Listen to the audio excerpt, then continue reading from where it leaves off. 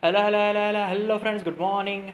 Welcome to my amazing Saparasa channel, Physics Universe. I hope you are all fine at your home and we are enjoying these online lectures. So guys, today's our topic is temperature and heat.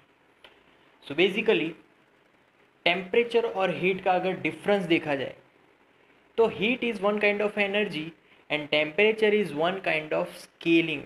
Temperature को हम लोग scale करते हैं but heat को कभी भी scale नहीं करते. वो एक एनर्जी है. एनर्जी हम लोग फाइंड कर सकते हैं, राइट. तो इन दोनों का अगर डिफरेंस समझना हो तो बेसिकली मैं दो एग्जांपल दे रहा हूँ. जैसे कि अगर कोई भी सीज़न है, आप आइस क्यूब्स को ले लो और अगर उसको नॉर्मल टेम्परेचर पे रखते हैं, रूम टेम्परेचर पे, तो थोड़ी देर बाद वो पिघल जाएंगे, पूरा लिक्विड फॉर्म हो जाएगा. तो वहाँ पर क्यों क्या हुआ? Ice cube is at low temperature. Low temperature मतलब कि वो कोल्ड बॉडी है. तो जब कभी भी उसको मैं एटमॉस्फेयर में लाऊंगा, atmosphere is at higher temperature in comparison with that ice cube, तो वो हायर टेम्परेचर पे. तो वहाँ पर जो हीट ट्रांसफ़र होगी, heat transfer is always from higher temperature to lower temperature. तो एटमॉस्फेयर अपने में से हीट एनर्जी देगा आइस क्यूब्स को, और जब वो हीट एनर्जी कलेक्ट करेगा तब वो धीरे धीरे पिघलना स्टार्ट करेगा. और जब जब हायर टेम्परेचर मतलब कि रूम टेम्परेचर और आइस जो है, दोनों का टेम्परेचर जब तक भी सेम ना हो जाए तब तक ये हीट ट्रांसफ़र चलता ही रहेगा. तो हीट ट्रांसफ़र तब तक जब तक कि टेम्परेचर डिफरेंस है. अगर टेम्परेचर डिफरेंस एक बार ख़त्म हो गया तो हीट ट्रांसफ़र भी ख़त्म हो जाएगी. तो यहाँ पर जो आइस थी वो हीट एनर्जी कंडक्ट करती थी और जो एटमॉस्फेयर था वो हीट एनर्जी रिड्यूस मतलब कि वो हीट एनर्जी ट्रांसफ़र कर रही थी टू द आइस.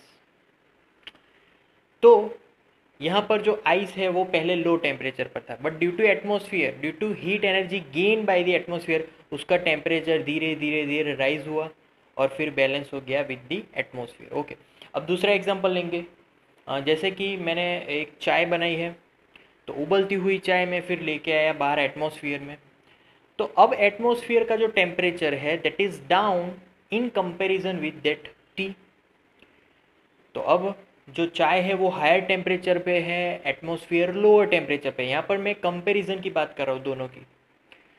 तो फिर क्या होगा? जो चाय है वो अपनी हायर टेम्परेचर से हीट एनर्जी ट्रांसफ़र करेगा टू दी एटमॉस्फेयर, क्योंकि वो दोनों एक दूसरे के कांटेक्ट में आ जाएंगे.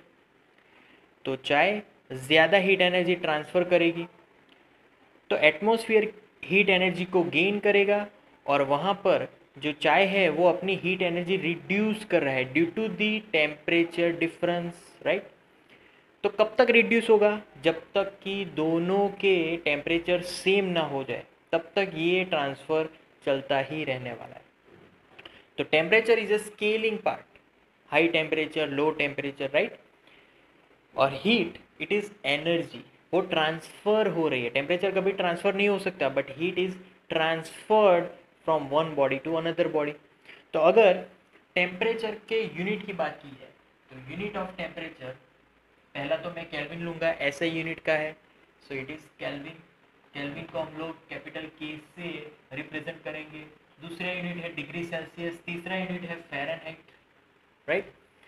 Heat, heat is the form of energy, energy can be transferred, right.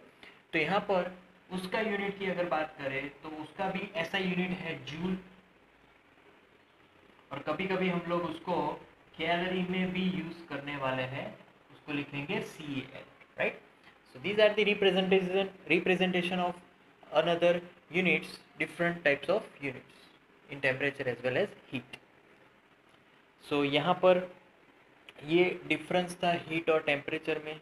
Low energy तो लो टेम्परेचर, हाई एनर्जी तो high temperature, right. So that's it for today now. Thank you so much for viewing my video lectures till the end. That means a lot to me. Please like my videos and subscribe my channel. Thank you.